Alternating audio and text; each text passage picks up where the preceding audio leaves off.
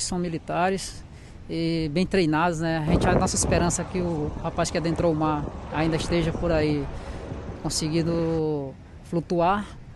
E a nossa esperança, o helicóptero também está dando as suas buscas, que vai ajudar bastante a encontrar esse rapaz. Recebeu a ocorrência às 17h40 pelo CEGED e nós já estamos aqui na praia, basicamente Praia do Meio, passamos e pegamos os 2 guarda-vidas que estavam lá para a gente vir para essa ocorrência. Chegamos lá, encontramos o colega do rapaz que está desaparecido. Ele informou que vieram tomar banho e caíram na corrente. Um conseguiu sair, o outro conseguiu entrar na corrente e então a gente não tem notícia dele, se realmente ele afogou ou se ele ainda está à deriva no mar.